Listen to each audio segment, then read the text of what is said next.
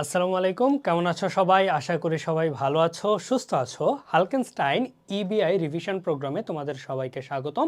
তোমাদের সাথে আছি আমি নাফিউসামাদ আবির, পড়াশোনা করছি ঢাকা বিশ্ববিদ্যালয়ে। আজকে আমরা ইংলিশ সেকেন্ড পেপারে ফার্স্ট লেকচার প্রিপোজিশন নিয়ে আলাপ করব।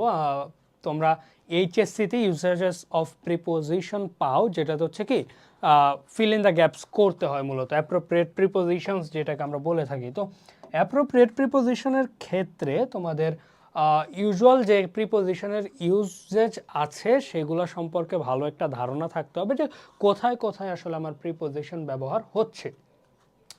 আর এছাড়া তোমাদের জানতে হবে অ্যাপ্রোপ্রিয়েট প্রিপোজিশনস বলে একটা টপিক আছে, সেইটা সম্পর্কে ভালো করে ধারণা রাখতে হবে। এক্ষেত্রে ভার্ব বা ওয়ার্ডগুলোর সাথে প্রিপোজিশনগুলো বসে একটা মিনিং ওরা ডিফাইন করে থাকে। তো এই ক্ষেত্রে তোমার এগুলা মুখস্থ করাটাই হচ্ছে সবচেয়ে ভালো, যে কোনো একটা বই থেকে তোমরা মুখস্থ করতে পারো। এই জন্য তোমাদের হচ্ছে কিউএন এর কম্বাইন্ড ইংলিশ আছে, যেটা তোমরা পড়তে পারো এই অ্যাপ্রোপ্রিয়েট প্রিপোজিশনের জন্য আর প্র্যাকটিস করার জন্য। তো অবশ্যই, তো চলো এখন আমরা প্রিপোজিশনের মূল ক্লাসে চলে যাই।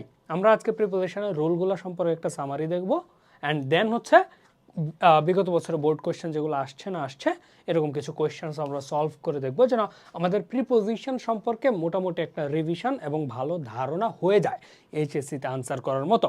ওকে, তো ফার্স্টে দেখো প্রিপোজিশনের বেসিকগুলো যদি আমি একটু দেখি।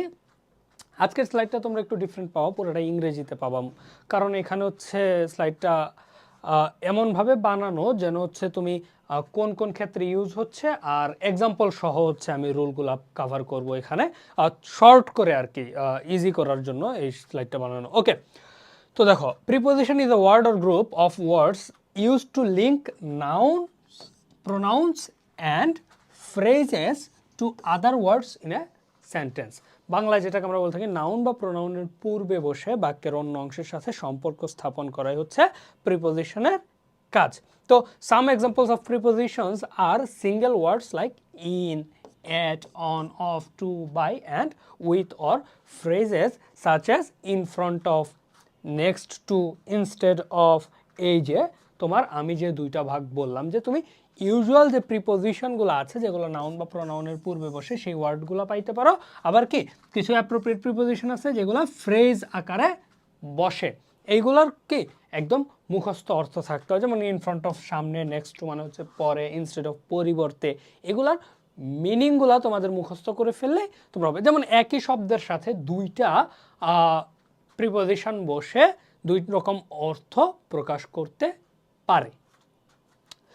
ওকে, তো অ্যাপ্রোপ্রিয়েট প্রিপোজিশনগুলোর ক্ষেত্রে তো আসলে ওইগুলো মুখস্থের বিষয়, রিভিশন দেওয়ার মতো তেমন কিছু নাই। তোমরা জাস্ট যে কোনো একটা বই থেকে, ওই যে বললাম না কি মানে কম্বাইন্ড ইংলিশ থেকে তুমি চাইলে হচ্ছে ওইগুলা একটু চোখ বুলিয়ে রিভিশন দিয়ে নিতে পারো, মিনিংগুলো আবার একটু নিজেকে ঝালাই করে নিতে পারো।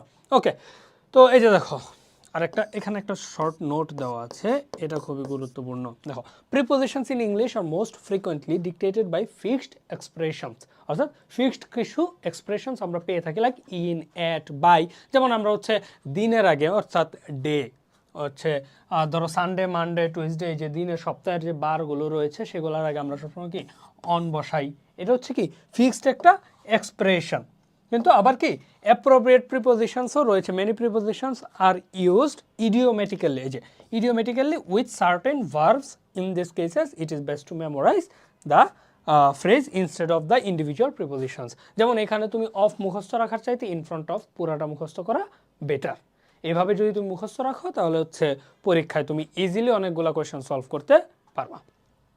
ওকে, এবারে আসি কিছু রুলসে, যে কি কি রুল হিসেবে তুমি ইউজ করতে পারবা। দেখো প্রিপোজিশন মানে হচ্ছে কি, প্রি মানে হচ্ছে পূর্বে, পজিশন মানে হচ্ছে অবস্থান। তাহলে কিসের পূর্বে অবস্থান এটা কি আমরা জানি? একবার বলেছি আমি, যে কি নাউন, প্রোনাউন অথবা কোনো ফ্রেজের আগে অবস্থান।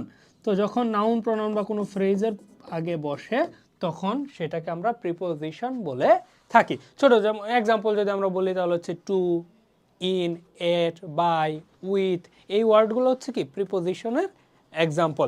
তো চলো আমরা কিছু রুলস এখন যদি দেখি, এই যে রুলসের মধ্যে তুমি দেখতে পাবো যে কোন প্রিপোজিশনটা আসলে কোন সার্কামস্টেন্সে আমরা ইউজ করে থাকি।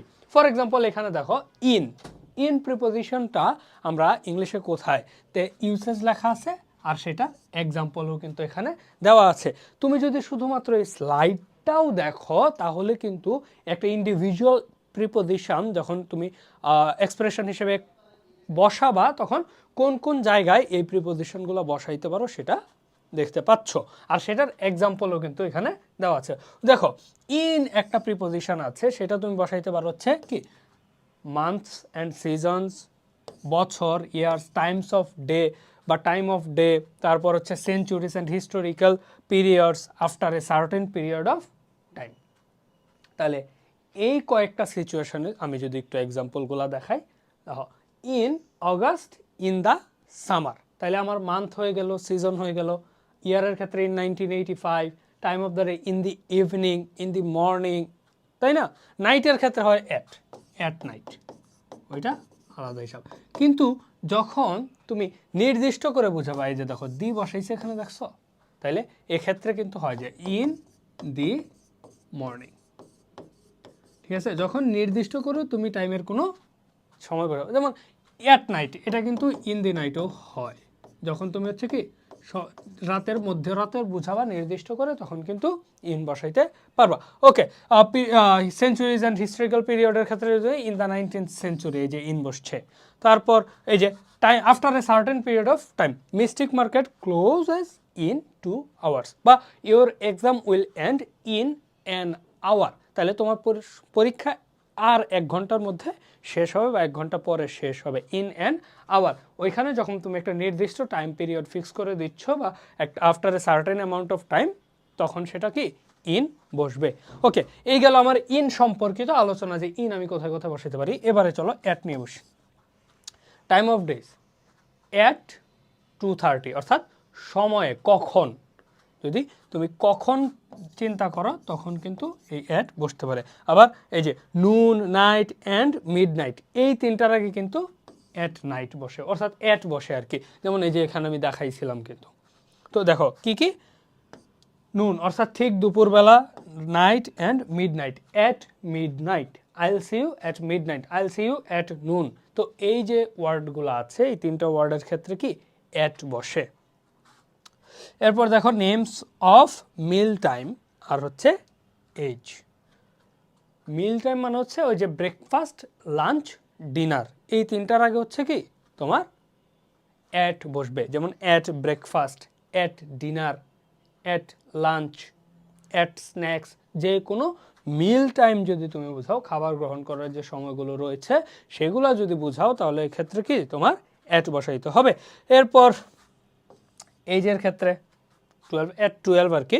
যেমন I learned how to use a computer at 12, আমি 12 বছর বয়সে কম্পিউটার চালানো শিখে গিয়েছি, তাহলে ওই বয়সের আগে তুমি অ্যাট বসাইতে পারো।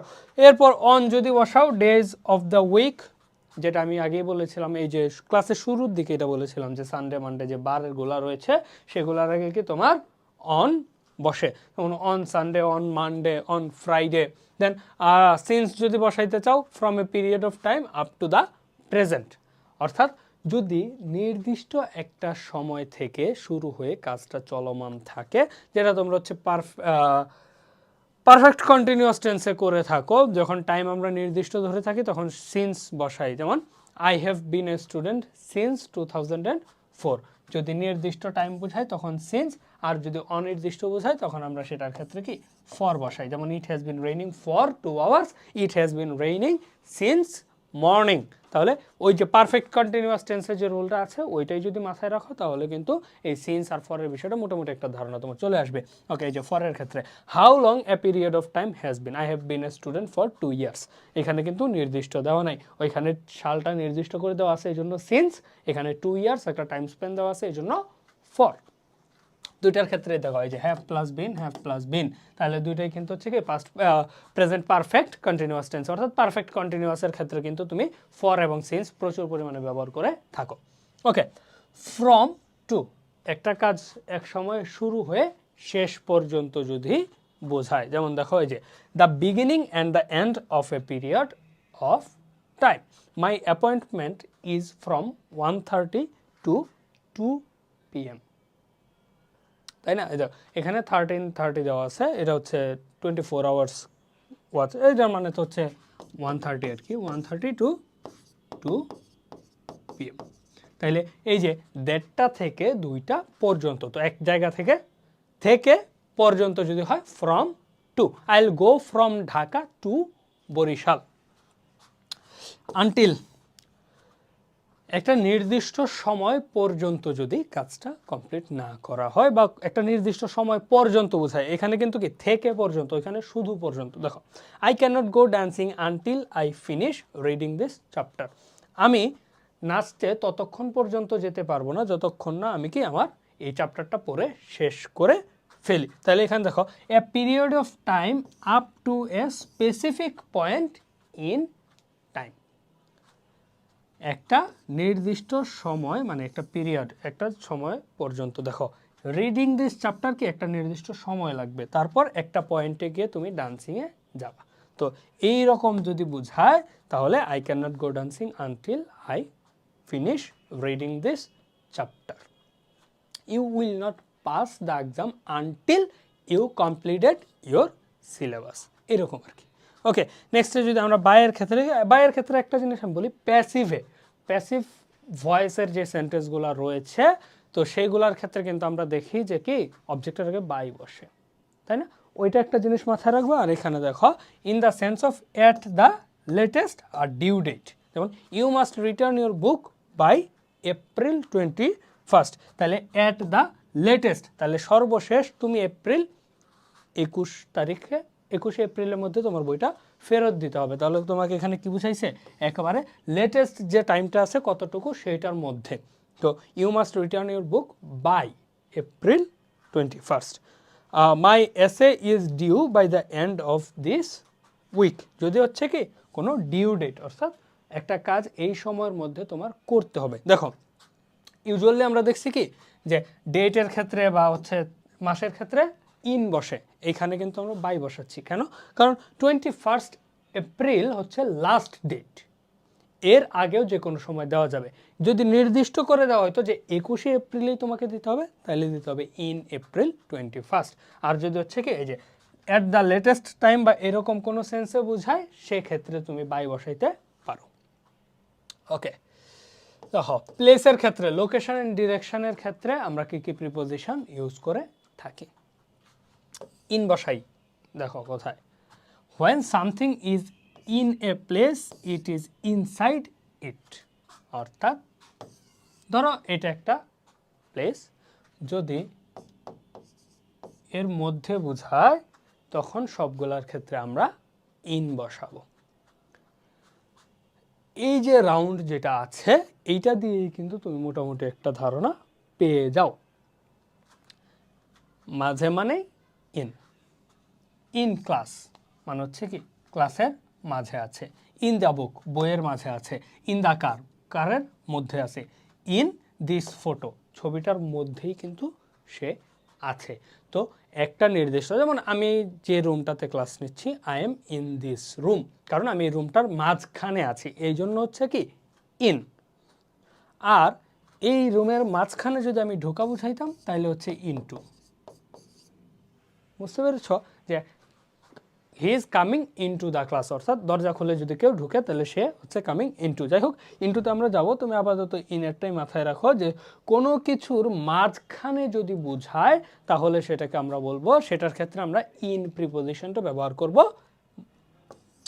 আর অ্যাট ব্যবহার করব কোথায়, দেখো, located at a specific place, কোনো কিছুর লোকেশন যদি আমরা বোঝাইতে চাই সেক্ষেত্রে অ্যাট ব্যবহার করবো। যেমন at the library, at a concert, at a party, at a cinema, at school, at work. I am going at work. আমি কাজে যাচ্ছি, আমি নির্দিষ্ট একটা জায়গার কথা বলে দিলাম যে টু এ পয়েন্ট, আমি ওইখানে যাচ্ছি, ওই পয়েন্টে যাচ্ছি। তারপর ফর ইভেন্টসের ক্ষেত্রে হয় এই যে এট এ পার্টি, এটা ইভেন্টের ক্ষেত্রে হচ্ছে place where you are to do something typical, যেমন ওয়াচ মুভি স্টাডি, এই কাজগুলো করার জন্য। যেমন তুমি কাজ করার জন্য কোথায় যাও, I am going at work, কাজে যাচ্ছি। সিনেমা দেখার জন্য আই এম গোয়িং কি বললাম, মুভি দেখার জন্য আমরা কই যাই, মুভি দেখার জন্য আমরা সিনেমাতে যাই, at the cinema, I am going to watch A movie at the cinema, অর্থাৎ আমি সিনেমা হলে একটা মুভি দেখতে যাচ্ছি। এরপরে পড়াশোনার জন্য I go to study at a school, আমি পড়াশোনা করার জন্য একটা স্কুলে যাই। এরপর দেখো অন কোথায় কোথায় বসাইতে পারি, যেমন ধরো এটা হচ্ছে ইনের মতোই আমরা চাইলে বুঝাইতে পারি। তো এখানে তো জায়গা অল্প, যে এখানে আমি দেখাই দিই, দেখো এইরকম বোঝায় কোনো একটা বস্তু সেটা ঠিক উপরেই যদি থাকে তখন সেটাকে আমরা বলি হচ্ছে অন, ঠিক আছে। যেমন I left the keys on the table, তাহলে এই যে টেবিলের ঠিক উপরেই হচ্ছে চাবিটা থাকবে, টেবিলের গায়ের সাথে স্পর্শ করে থাকবে না, টাচ করে থাকবে। তো এইভাবে যদি তুমি চিন্তা করো তাহলে এইটা অন, মাঝে হচ্ছে ইন, এইভাবে যদি তুমি চিন্তা করে ফেলো তাহলে কিন্তু হয়ে যাচ্ছে যে তুমি অন কোথায় বসাইতে পারো, যে কোনো একটা বস্তুর সাথে লেগে থাকবে। যেমন the book is on the table, তার মানে বইয়ের সাথে টেবিলটা একসাথে লেগে আছে, তো এক্ষেত্রে উপরে বোঝায় অন। তারপরে ফর এ সার্টেন সাইড, যেমন গো ডাউন দিস হল to the end, turn right and it's the third floor on your left, তোমার সাইডে। তোমরা যারা হচ্ছে মার্ভেলের মুভি দেখছো, এখানে হচ্ছে ক্যাপ্টেন আমেরিকান ফ্যালকনের হচ্ছে কথা থাকে অন ইয়োর লেফট বলে, তার মানে হচ্ছে কি তোমার বাম পাশে দেখো, on your right, on your left, এভাবে যদি তুমি চিন্তা করো, কোনো একটা সাইডের দিকে যদি চিন্তা করো, সেক্ষেত্রে তোমার কি অন বসাইতে হয়।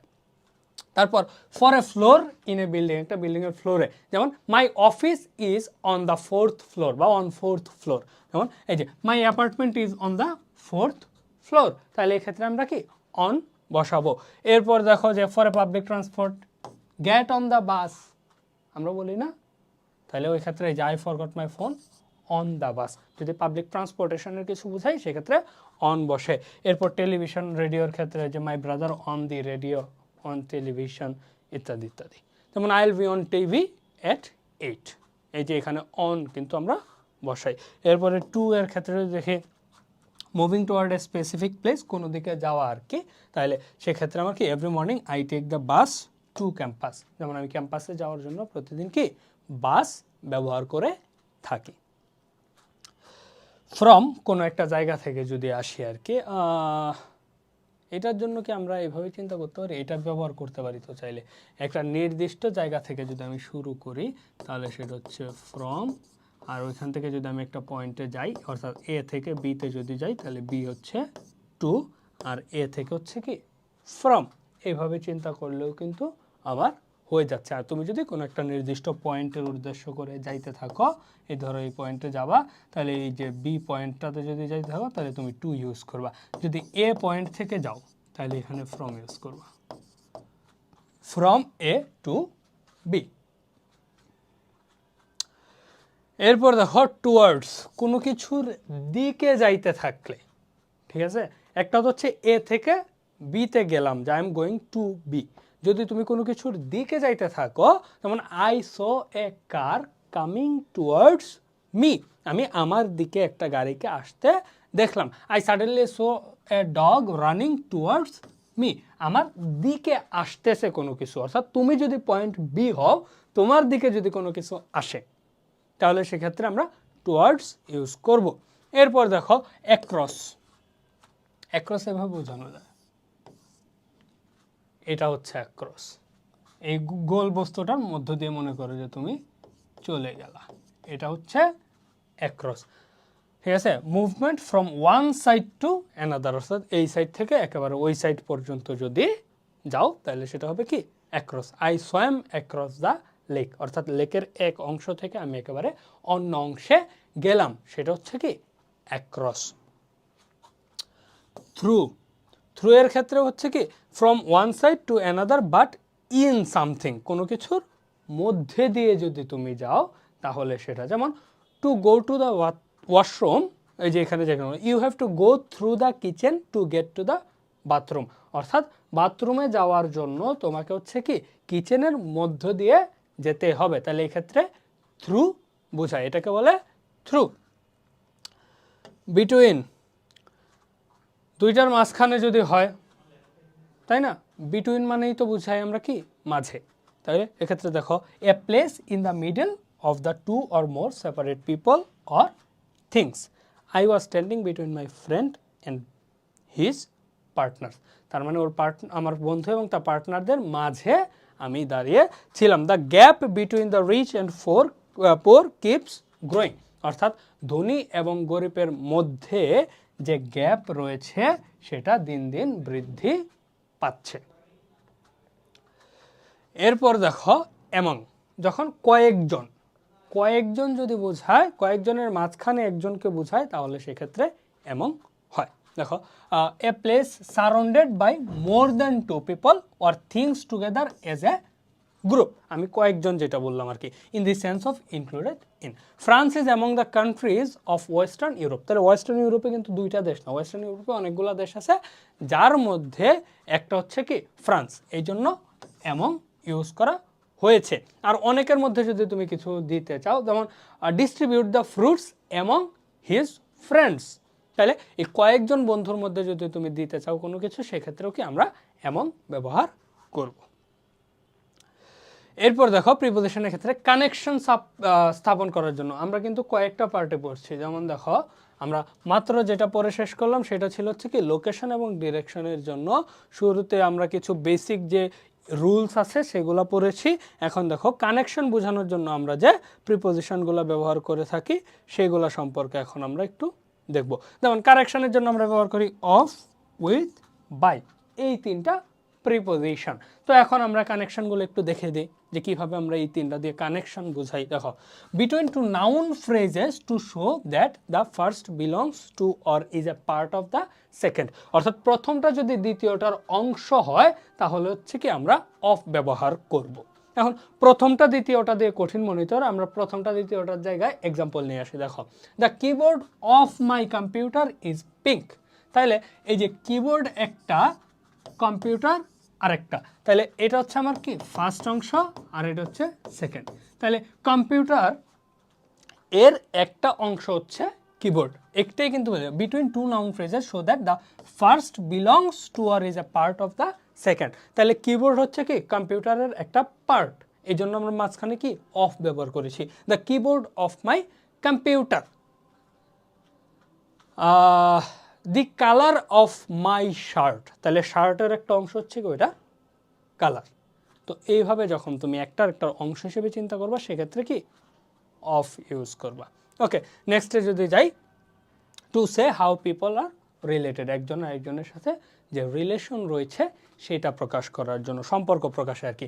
Richard is the son of Audrey, he is a good friend of mine, তাহলে এখানে কি যে আমার সাথে গুড ফ্রেন্ড আর সানের সাথে কি অড্রি এর যে রিলেশনশিপ রয়েছে, সম্পর্ক রয়েছে, সেটা আমরা ব্যবহার করে থাকি। আর বাকি সব কিছু আমরা প্রিপোজিশনের সংজ্ঞা থেকে কিন্তু জানি যে প্রিপোজিশন বসে হচ্ছে কি নাউন বা প্রোনাউনের। এই যে দেখো মাই কম্পিউটার নাউন অফ বসেছে, মাইন প্রোনাউন অফ বসছে, অড্রি নাউন অফ বসছে, নাউনের পূর্বে বসে প্রিপোজিশন। ওকে, নেক্সট আমরা উইথ দিয়ে দেখি। Between the two noun phrases when the second is a particular feature of the first, তাহলে দ্বিতীয়টা হবে কি প্রথমটার একটা পার্টিকুলার ফিচার, পার্টিকুলার একটা নির্দিষ্ট একটা বৈশিষ্ট্য যদি সে ধারণ করে বা নির্দিষ্ট বৈশিষ্ট্য যদি সে নিজের মধ্যে রাখে। যেমন দেখো I spelled coffee on the computer with a pink keyboard, তাহলে এখানে দেখো on the computer with a pink keyboard, তাহলে গোলাপি কিবোর্ডটা হচ্ছে কম্পিউটারের একটা বৈশিষ্ট্য, একটা নির্দিষ্ট ফিচার কিন্তু দেখাচ্ছে। অনেকগুলো কম্পিউটার দেওয়া আছে, এর মধ্যে একটা কম্পিউটার আছে হচ্ছে কি গোলাপি কিবোর্ড, একটাতে হচ্ছে কালো কিবোর্ড আছে, একটাতে কি RGB মেকানিক্যাল কিবোর্ড, যেটাই থাকুক না কেন, যাই হোক এর মধ্যে পিঙ্ক কিবোর্ড যেটা, সেটা হচ্ছে কি যে কম্পিউটারটার বৈশিষ্ট্য, তাই না? আমরা সাধারণত বলি যেমন the man with the blond hair, তাহলে এখানে হচ্ছে কি যার চুলের বৈশিষ্ট্য হচ্ছে সোনালি আর কি, তো সেই ক্ষেত্রে আমরা কিন্তু উইথ ব্যবহার করছি। Okay, to say that people or things are together, একসাথে আর কি। যেমন I think Sara is studying with Tara. I think both of them দিলে তো হবে না। দেখ, I think the killer is working with someone, দুইজনে একসাথে কাজ করতেছে, এরকম বুঝাইলে আমরা কি উইথ ব্যবহার করে থাকি। এরপর দেখো, for the specific thing use to perform an action, যেমন my roommate killed a spider with a book. The victim was killed with a knife. তাইলে বুঝতে পারতেছো যে খুন করার কাজটা একটা চাকু দিয়ে করা হয়েছে। তো killed a spider with a book. He killed the victim with a knife, এটা হচ্ছে পারফেক্ট আর কি। তো এইভাবে যদি তুমি চিন্তা করো যে কাজটা কিভাবে করা হয়েছে, সেক্ষেত্রে আমরা কি উইথ ব্যবহার করবে। Specific thing used to perform an action, কোনো একটা কাজ করার জন্য, কোনো একটা অ্যাকশনের জন্য যে জিনিসটা ব্যবহার করা হয়েছে। Okay, by when we want to describe an action in a more general, my roommate saved my life by killing the spider. তাহলে my roommate saved my life by killing the spider, এখানে কি we want to describe an action in a more general, একটা general ওয়েতে যদি আমরা ব্যবহার করি। তো এটার জন্য বাইয়ের ক্ষেত্রে তুমি প্যাসিভ ভয়েস যদি মাথায় রাখো তাহলেই হচ্ছে 90% ক্ষেত্রে তোমার হয়ে যাবে। প্যাসিভ ভয়েসে হচ্ছে আমরা মোস্টলি বাই এর ইউজ দেখতে পাই। তাহলে এই হচ্ছে তুমি প্রিপোজিশনের যে ইউজগুলো আছে, অ্যাপ্রোপ্রিয়েট প্রিপোজিশন যেগুলো মুখস্থ, সেগুলো বাদে বাকি যা আছে সেগুলার উদাহরণ এখানে দেখতে পাবা। তো এবারে চলো আমরা হচ্ছে কি কয়েকটা সলভ করি। দেখো এখানে এটা হচ্ছে ঢাকা বোর্ড 23-এ আসা প্রশ্ন, তোমরা একটু কোয়েশ্চেনটা ভালো করে দেখে নাও, এরপরে আমরা এটা সলভ করতে যাব। এবারে চলো আমরা এটা একটু সলভ করে দেখি। দেখো এখানে দেওয়া আছে, a good boy is accustomed dash hard work, he is not addicted dash any bad thing, he is not averse dash any hard work, he clings dash. আচ্ছা, আমি এভাবে এক এক করে না বলে আমরা সরাসরি সলভিংয়ে চলে যাই হোক, অ্যাপ্রোপ্রিয়েট প্রিপোজিশন তোমরা এই ফাঁকে একটু পড়ে নিও, তাহলে হচ্ছে তোমাদের জন্য সহজ হবে। কারণ এই দেখো ঢাকা বোর্ড কততে আসছে কোয়েশ্চেন, ঢাকা বোর্ড 23-এ কোয়েশ্চেনটা আসছে, এটার মধ্যে কিন্তু অনেকগুলো অ্যাপ্রোপ্রিয়েট প্রিপোজিশন তোমরা পাবা। যেমন দেখো, এ good boy is accustomed dash hard work, এটা হবে অ্যাকাস্টম টু, এটা হচ্ছে একদম অ্যাপ্রোপ্রিয়েট প্রিপোজিশন। অ্যাকাস্টম টু অভ্যস্ত, কেউ যদি কোনো কিছুতে অভ্যস্ত বোঝায় তাহলে অ্যাকাস্টমের সাথে কি টু বসে। He is not addicted to আসক্ত, এটাও বুঝায় ওই টু হিসেবেই appropriate preposition. He is not averse to, এটাও টু। এই সবগুলাই কি টু নাকি? দেখো, he clings to his determination, কোনো কিছুর প্রতি সে যদি ডিটারমাইন্ড থাকে তাহলে সেটার ক্ষেত্রে আমরা কি টু বসাই। ক্লিংস টু এটাও অ্যাপ্রোপ্রিয়েট প্রিপোজিশনের মধ্যে পড়ে। হি ইজ ইউজড, ওকে, অভ্যস্ত যদি বোঝায় তাহলে হচ্ছে ইউজড টু বসে। তো এই ইউজড টু শব্দের অর্থ হচ্ছে অভ্যস্ত। Since he is used to hard work, যেহেতু সে কি হার্ডওয়ার্ক, বাংলা তো ভুলে গেছি এখন, কেমন লাগে। আচ্ছা, ও হ্যাঁ, কঠোর পরিশ্রমে সে অভ্যস্ত, যদি কেউ কঠোর পরিশ্রমে অভ্যস্ত হয়ে থাকে। হি is not doubtful dash his success, তো এটার ক্ষেত্রে তুমি কিন্তু দুইটা জিনিস দিতে পারো। কি কি দেখো তো, হি is not doubtful dash his success, কেউ যদি কোনো কিছু সম্পর্কে হচ্ছে ডাউটফুল না থাকে তাহলে সম্পর্কে, তাহলে অ্যাবাউট দিতে পারি, আমরা অ্যাবাউট দিতে পারি। আবার কি আমরা চাইলে অফ দিতে পারি না এখানে, he is not doubtful of his success, এটাও কিন্তু হয়। তাহলে এখানে অ্যাবাউটও হচ্ছে, অফও হচ্ছে। He is very much conscious dash his duties, তাহলে he is very much conscious of appropriate preposition. He is not boastful dash his talents, তাহলে হি ইজ নট বোস্টফুল আমরা কি দিতে পারি, যেমন সে তার ট্যালেন্টগুলো সম্পর্কে, তাহলে হিজ সাকসেস অফ যদি দেই, হিজ ট্যালেন্টের ক্ষেত্রেও কি অফ। বোস্টফুল অফ অর্থাৎ সে তার যে ট্যালেন্ট রয়েছে সেগুলো নিয়ে খুব বেশি গর্ব করে না বা হচ্ছে কথাবার্তা বলে না। হি বিহেভস ওয়েল উইথ অল, সকলের সাথে সম্পর্ক বুঝাইলে আমরা উইথ ব্যবহার করি না, তাহলে সকলের সাথে সে যেহেতু ভালো ব্যবহার করে তাহলে অন্যদের সাথে তার সম্পর্ক বুঝাইছে, সেক্ষেত্রে উইথ ব্যবহার করবা। He attends to his studies, attends to appropriate preposition. কিরে 23-এর কোয়েশ্চেনে দেখো 23 সালের যে ঢাকা বোর্ডের কোয়েশ্চেন সেটার ক্ষেত্রে আমরা জেনারেল এক্সপ্রেশনের চেয়ে বেশি কি পাইছি, জেনারেল এক্সপ্রেশনের চেয়ে বেশি পাইছি হচ্ছে আমার অ্যাপ্রোপ্রিয়েট প্রিপোজিশন। তো অ্যাপ্রোপ্রিয়েট প্রিপোজিশনগুলো কিন্তু খুবই গুরুত্বপূর্ণ। তাহলে এই যে দেখো এখানে আনসারগুলো সব দেওয়া আছে, এই যে অফ, অ্যাবাউট, প্রথম পাঁচটাই তো টু করলাম, তারপরে অ্যাবাউট অথবা অফ উইথ টু। তাহলে এইভাবে কিন্তু তুমি হচ্ছে কি সবগুলা সলভ করে ফেলতে পারো। তো এক্ষেত্রে অ্যাপ্রোপ্রিয়েট প্রিপোজিশন হয়তো একটু বেশি জানা লাগছে এইটা সলভ করতে। ওকে, আমরা এবারে চলো রাজশাহী বোর্ড 23-এরটা সলভ করে দেখি। But at last the god took pity dash him. দেখো হিম প্রিপোজিশন, তাহলে নাউন বা প্রনাউনের পূর্বে প্রিপোজিশন বসে, তাহলে কোনো কিছু, তাহলে at last god took pity. দেখো যেহেতু এটা একটা ঘটনা বর্ণনা করা আছে আগের, তো এক্ষেত্রে তুমি আপন দিতে পারো, বাট অন হিম দিতে পারো, এখানে সবচেয়ে ভালো হয় on him. One day the old Sailor was watching the water snakes swimming dash the ship. তাহলে দেখো এখানে তুমি এই যে এটাই কিন্তু অ্যাপ্রোপ্রিয়েট প্রিপোজিশন লাগবে না, তুমি বেসিক আইডিয়া দিয়ে মিলাইতে হবে। দেখো one day the old sailor was watching the water snakes swimming, তাহলে ওয়াটার স্নেক কোথায় সুইম করবে? অবশ্যই নদীতে বা সাগরে। তাহলে এখানে দেওয়া আছে কি দ্য শিপ, তাহলে জাহাজের মধ্যে তো আর সাঁতার কাটতেছে না, তাহলে জাহাজের আশেপাশে বুঝাবে। তাহলে জাহাজের আশেপাশে বুঝাইলে তুমি দিতে পারো বিসাইড দিতে পারো, এখানে যে বিসাইড দ্য শিপ, অর্থাৎ জাহাজের পাশে। আবার তুমি চাইলে রাউন্ড দিতে পারো, অ্যারাউন্ড দিতে পারো, রাউন্ড দাও যে না অ্যারাউন্ড দাও, যে চারদিকে হচ্ছে সাঁতার কাটতেছিল, অ্যারাউন্ড দ্য শিপ। আবার তুমি যদি চিন্তা করো যে সামনে দিবা, তাহলে দিতে পারো ইন ফ্রন্ট অফ, যেইটাই দাও হবে কিন্তু ইন ফ্রন্ট অফ দিতে পারো। আবার যদি তুমি দাও পিছনে, তাহলে যেহেতু পাশে দিচ্ছ বিসাইড, তাহলে পিছনে দিলে বিহাইন্ড, তাই না?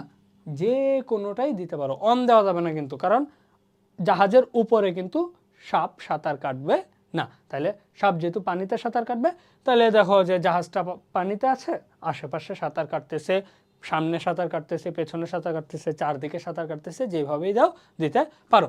দেয়ার colours were so beautiful and he was filled dash such a strange wonder that he felt a great love. তাহলে ফিল্ড, ফিল্ডের সাথে তুমি দিতে পারো with, he is filled with, কোনো কিছুর সাথে পরিপূর্ণ বুঝাইছে আর কি। ফিল্ড উইথ মানে পরিপূর্ণ, সে হচ্ছে কি ভালোবাসায় পরিপূর্ণ অনুভব করলো। With a such a strange wonder, অর্থাৎ অদ্ভুত একটা অনুভূতি দ্বারা সে কি পরিপূর্ণ হয়ে গেল।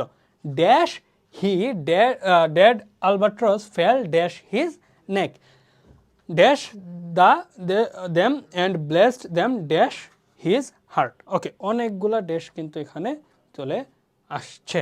তাহলে আমরা এখানে যদি এক এক করে দেখি, great love dash dead albatross, the মনে হয় এটা dash the dead albatross fall, albatross হচ্ছে একটা পাখির নাম, তাহলে হচ্ছে এখানে যদি ফর দিয়ে দিই, for the dead albatross fell from his neck, neck দিতে পারে এখানে, তাহলে from his neck into them and blessed them with his heart. এখন দেখো সে একটা ভালোবাসার অনুভূতি অনুভব করলো।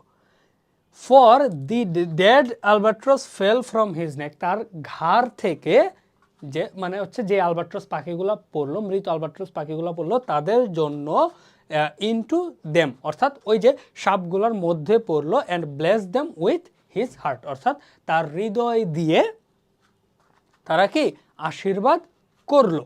Okay, at once the sea a gentle breeze began to blow dash the south and it the old man fell। আচ্ছা, the blow dash the south, তাহলে কোনো দিক থেকে যদি আসে তাহলে আমরা এখানে ফ্রম ব্যবহার করতে পারি, ফ্রম দ্য সাউথ, যে দক্ষিণ দিক থেকে বাতাস আসলো। আবার দিতে পারি টু দি সাউথ, দক্ষিণ দিকে বাতাস যাচ্ছে, এটাও তো হতে পারে।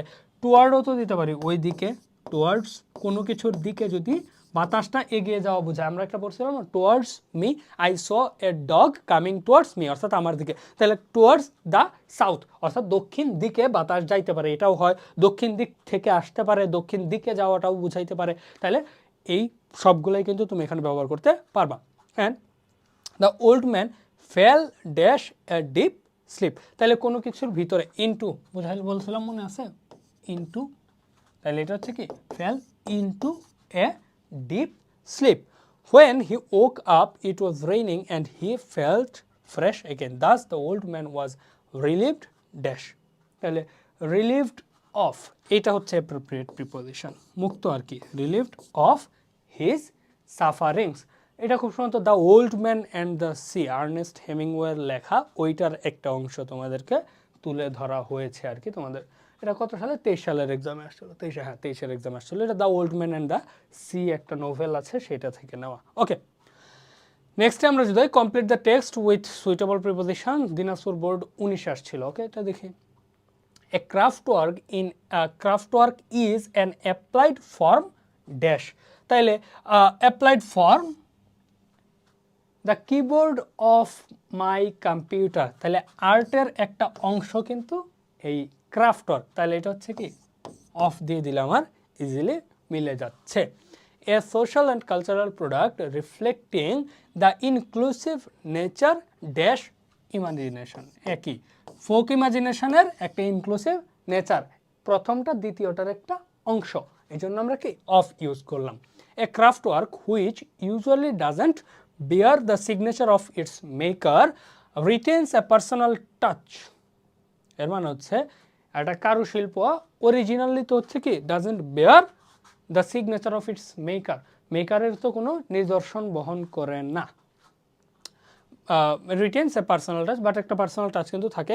Which we look dash a 30-year-old nakshi kantha we wonder dash its motifs and designs that point. আচ্ছা, আমরা প্রথম থেকে আগে যাই। হোয়েন উই লুক ড্যাশ, এটা অনেকভাবেই তুমি চিন্তা করতে পারো, যেমন লুক অ্যাট একটা প্রিপোজিশন বসাইতে পারো, লুক অ্যাট মানে তাকানো, আবার চাইলে কি কোনো কিছুর দিকে তাকানো, আমরা বলছিলাম এ 30-year-old নকশি কাঁথা, তো যখন আমি কোনো কিছুর দিকে তাকাচ্ছি তাহলে at a 30-year-old nakshi kantha. We wonder dash its motives, তাহলে এটার ক্ষেত্রে আমরা চিন্তা করি যে we wonder at it's motifs and designs, তাই না? এই যে ডিজাইনের দিকে তাকাচ্ছি, তাহলে নকশি কাঁথার at it's motifs and designs that point dash the artistic Ingenuity and the presence of the maker dash it, তাহলে এই ক্ষেত্রে that point to the artistic, যদি আমরা চিন্তা করি points to the artistic ingenuity and the presence of the maker, maker presence of দিতে পারি the maker of it, এটার একটা অংশ হিসেবে, তাই না? আবার যদি তুমি চিন্তা করো যে এটার মধ্যে যদি তুমি তার মেকারকে খুঁজো, তাহলে সেক্ষেত্রে তুমি ইন বসাইতে পারো, the presence of the maker in it, অর্থাৎ আমি এটার মধ্যে এটার যে তৈরি করেছেন যিনি সৃষ্টিকর্তা আছে বা শিল্পী যে আছে তাকে খোঁজার চেষ্টা করি একটা 30 বছর বয়সী নকশি কাঁথা, সেক্ষেত্রে তুমি ইন বসাইতে পারো। The fact that we don't know her name or any other details about দিয়ে দেই, ডিটেলস অ্যাবাউট হার, তার সম্পর্কে আমি কোনো ডিটেলস জানি না। Doesn't take anything dash from our appreciation, take anything away from our appreciation, আমরা তো অ্যাপ্রিসিয়েট করি, অ্যাপ্রিসিয়েশনটা তো চলে যায় না। Appreciation of the artist, of দিতে পারি অফ দি আর্টিস্ট, যে আর্টিস্টের অ্যাপ্রিসিয়েশনটা আমরা ফেলে দেই না। ইনডিড দ্য ইন্টিমেট নেচার, এটাও অফ হয় কিন্তু, of the kantha and the tactile feeling in it generates animate the word and make it very inviting. এবারে চলো আমরা পরবর্তী যদি দেখি, এটা 2বার আসছে, ময়মনসিংহ বোর্ড 22-এ আসছে, যশোর বোর্ড 16-তে আসছে। চলো তাহলে এইগুলো সলভ করে ফেলি। A teacher is an architect dash a nation, প্রথমটা দ্বিতীয়টার অংশ, দেশের architect of a nation. He plays an important role in building up an educated nation. He dispels the darkness of ignorance, তাই না? He dispels the darkness of ignorance from the lot of a nation. He is an actor, so to speak. He has to suit his act according to appropriate preposition, according to the need of his audience, which is his class. এখানে মূলত একজন শিক্ষক সম্পর্কে বলা হয়েছে। একজন শিক্ষক একটা দেশের কি আর্কিটেক্ট, স্থাপত্য শিল্পী আর কি, স্থপতিও বলা যায়, স্থাপত্য শিল্পী বা স্থপতি একই শব্দ, যে একটা জাতির স্থপতি হচ্ছে কি একজন শিক্ষক। তিনি একটা গুরুত্বপূর্ণ রোল প্লে করেন জাতিকে কি তার ডার্কনেস ইগনোরেন্স থেকে সরায় আনতে। তারপর হচ্ছে তাকে অ্যাক্টরের সাথে তুলনা করা হয়েছে, he is an actor so to speak. তো তার অডিয়েন্স হচ্ছে তার স্টুডেন্টরা, যাদেরকে তিনি অ্যাক্ট করে কি গাইডেন্স দিবেন বা তাদেরকে আলোর দিকে নিয়ে আসবেন। যেমন he has to suit his act, অর্থাৎ তিনি তার নিজের অবস্থান কীভাবে প্রকাশ করবেন, কীভাবে অ্যাক্টিং করবেন, সেটা তার অডিয়েন্স অর্থাৎ তার ক্লাস অনুযায়ী সেটা পরিবর্তন করতে হয়। হি ইজ এ ক্লিয়ার স্পিকার, কিসের স্পিকার তিনি? Of. He is a clear speaker of good, strong and pleasing voice which is dash his control. তাহলে এটা দেখতে পারি যে আচ্ছা এক্ষেত্রে আমরা অফ না দিয়ে দেই, যদি যেহেতু এখানে হচ্ছে কি প্লিজিং ভয়েস দেওয়া আছে, তাহলে এক্ষেত্রে তার একটা good, strong and pleasing voice, তাহলে he is a clear speaker with, এটা তার একটা এক্সট্রা বৈশিষ্ট্য হিসেবে তাহলে চলে যাবে। আর যদি অফ দেই তাহলে হচ্ছে তিনি গুড, স্ট্রং অ্যান্ড প্লিজিং ভয়েসে কথা বলেন, এটা বোঝায়। অফ দিতে পারো, বাট উইথ দিলে হচ্ছে কি তার নিজের একটা বৈশিষ্ট্য বোঝাচ্ছে এখানে। He is a clear speaker, আমরা পড়ছিলাম না যে যদি দ্বিতীয় অংশটা হচ্ছে প্রথমটার একটা কি বৈশিষ্ট্য বোঝায়, তাহলে স্পেসিফিক ফিচার বোঝায় আর কি। তাহলে একজন টিচারের স্পেসিফিক ফিচার কিন্তু সে গুড, স্ট্রং অ্যান্ড প্লিজিং ভয়েসের অধিকারী। তো সেই জন্য আমি এখানে উইথটা বেশি সুইটেবল হিসেবে দিলাম। তাহলে pleasing voice which is under his control, তার নিজের মধ্যে, তাই না? তাহলে আবার উইদিনও দিতে পারি, ইন দিতে পারি, in his control. He does not seat motionless dash his class, তাহলে তিনি কোথায় মোশনলেস বসেন না? আমরা এই যে ক্লাসের মধ্যেই তো অবশ্যই কি তিনি মোশনলেস হয়ে মানে স্থির হয়ে বসে থাকেন না, তাহলে ইন হিজ ক্লাস। এরপর everybody has something valuable dash him, তাহলে everybody has something valuable in him, প্রত্যেকের মধ্যেই কোনো গুরুত্বপূর্ণ বা ভালো দামি কোনো কিছু রয়েছে। In a good teacher ডিসকভার্স the treasure hidden inside each student. He also wants the students happy, and for this he keeps them busy. A good teacher never hankers dash money. দেখো হ্যাঙ্কার মানে হচ্ছে কি ছুটে চলা আর কি। তো hanker after, একজন ভালো শিক্ষক কখনোই টাকার পিছনে ছুটেন না, তিনি সবসময় কি স্টুডেন্টদেরকে ভালো দিকে নিয়ে যাওয়ার কথাই চিন্তা করেন।